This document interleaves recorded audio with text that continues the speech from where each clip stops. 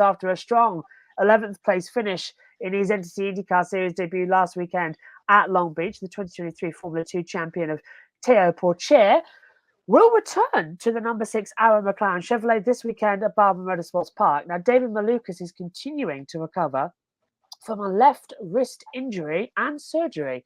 And over the weekend, Jenna Fry posted on X that Arrow McLaren team principal Gavin Ward said that Malukas' wrist injury is more serious than anyone thought. Now, while the team continues to stand by Malukas and help him recover, Ward also said there may come a point where the team have to start thinking about the bigger picture, which could mean a future without Malukas. Now, early yesterday morning, Nathan Brown from the Indy Star posted some additional information about Malukas. The link to this article is in the video description. And when you click to read Brown's article, you'll see comments from the team's sporting director, Tony Kanaan, you might remember him, who talked about the challenges this situation has created. Kanaan told the Indy Star they have a lot of money invested in Malukas and they have to give him an opportunity to get better. But even the doctors are unsure about his recovery timeline. He added this is a vulnerable time in a driver's career, and if you don't have the right support, it can end your career. There's no word when Malukas will be cleared to drive again, and the photo is taken by Joe Spinski from Penske Entertainment. Seems like Malukas is shopping at the Juan Pablo Montoya School of Shoulder Injuries. Now, would it be fair if Arrow McLaren decided to move on from David Malukas before he's cleared to return to racing? It wouldn't be, but the sport is far from fair. And I think that's what, people have to take into consideration here and look at this from McLaren's vantage point, especially if Theo Pourchaire goes out and, I guess this will be the next question in this segment here, but especially if he goes out and has another great run this weekend at Barber, or he gets more opportunities down the road, depending on how long it takes for Malukas to recover. It's the debate if you want to make an NFL comparison, like your star quarterback goes down with an injury in preseason training, and then the backup comes in, the backup starts playing very well. Do you risk putting in the guy that you thought was going to be your starter and messing up the team's chemistry, or do you roll with something that you have that's working very well, even if your starter's fully recovered? It's a very tough call, and it's not as simple as, well, you earned this job in the off season, and we're going to give it back to you now. Sometimes you can't disrupt team chemistry like that. So is it fair? No, it's far from fair. David Malukas, I think, is very much deserving of an opportunity with a team like this. He's had some strong runs in the past in this series, and I was looking forward to seeing what he could do this year. But if you have the drivers that are substituting for you putting in good results, and Theo Pourchaire certainly put in a good result at Long Beach, it makes the decision very difficult. And I think McLaren would certainly be justified in keeping him in that car long term if Pourchaire is interested in that. And if there's no room for Malukas at the team, just based on how the other seats play out, then it's unfortunate, but that's just life sometimes. Life is not always fair. The IndyCar series, motorsports, they are not always fair either.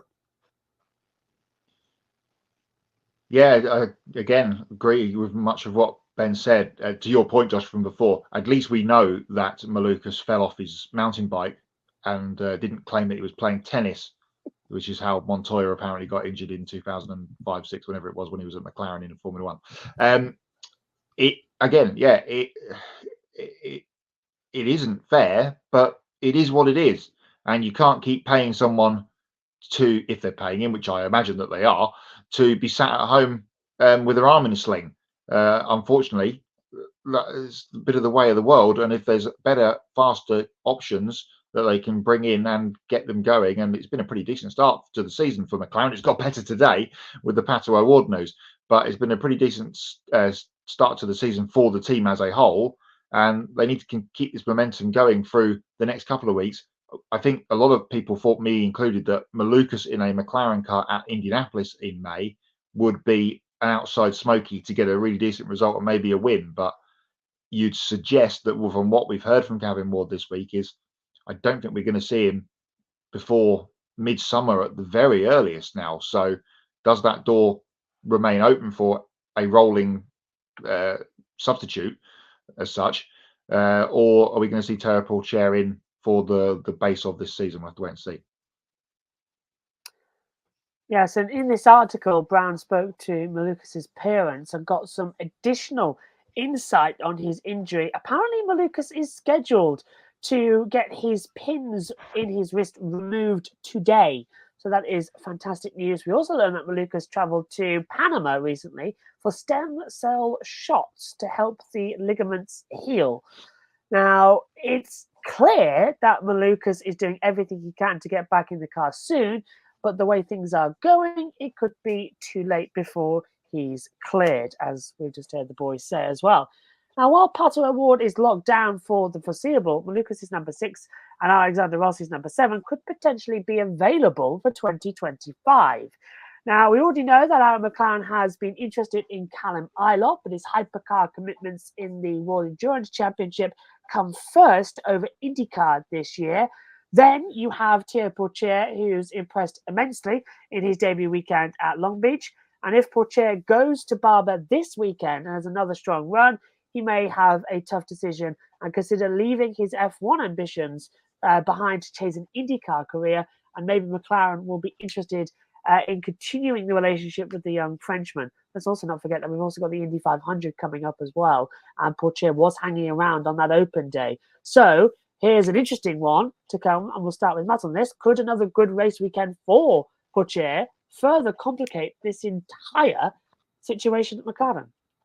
It's interesting, isn't it? Because he is, and has been for some time, a Sauber junior driver, and was in the Sauber colour, or Alfa Romeo colours as it was last year, winning the Formula 2 Championship. He's gone off to do Super Formula as his full-time gig this year in Japan, much like we've seen a few people do over the last few years. Pierre Gasly springs to mind, and Liam Lawson. But the door has been flung open by this Malukas injury for him to come to IndyCar. And if you were an IndyCar fan, and we'll get to it in a minute, but if you're an IndyCar fan that doesn't perhaps know of these people coming up through the European ladder, you would have been surprised as such to see this guy go so well at the weekend, but in a car and a track that he'd never seen before the last couple of weeks, and of course the weekend, he did a terrific job. And again, this is a potential opportunity for people from the junior ladder. We talked about it with Kramer news a couple of weeks ago on the show, for people from the Formula 1 junior ladder, F2, F3, to come over to IndyCar and impress. Christian Lundgaard certainly did that a couple of years ago, didn't he, when he did that one-off race at Indianapolis and then got a full-time ride out of it with Rahal. So Pourchaire coming in is, again, adding to that fact that there's plenty of talent out there, and it needs to be given a chance. And will he be just on loan as a McLaren driver for the foreseeable? All that will have to be shook out in the background. But if they can get Malukas back fit and able and fast, then they'll do that, obviously. But as you mentioned, Josh, Rossi potentially teetering on the edge of his contract deal as well. So maybe there still would be an option for Pourchaire as the third driver down the road, depending on how he goes. Be interesting to see how he gets on the oval if he does run at Indianapolis in a couple of weeks' time. Yeah, I don't have too much to add here. I think I addressed it during the first question in this segment. But yeah, I mean, it's certainly, it's already complicated enough. And then, if he goes out and improves on Long Beach and continues to have a strong run, it doesn't just complicate what his individual plans may be in 2025 and beyond. It complicates what McLaren's plans could be for the rest of the year. So, again, it's not a fair situation in the slightest, but it's a difficult situation that doesn't have a clear-cut answer. And I think the better Theo Pourchaire runs in whatever more opportunities he gets, or whoever gets in that car, the harder of a decision gets to be for McLaren, and that could potentially leave David Malukas with finding himself out of a ride at a team that he never got the chance to drive for. Now, I've just put this in the chat to us, but I've just been sent an interesting story that I'll pick up in a second, because we've got Astral Police here saying, also, Theo Pourchaire is competing in Super Formula. If he did remain in Indy for the remainder of the season, it would probably drop him from the series. Few dates conflict. To be fair, I think he'd rather take an IndyCar, because he's taken to Super Formula not the best in the opener as well.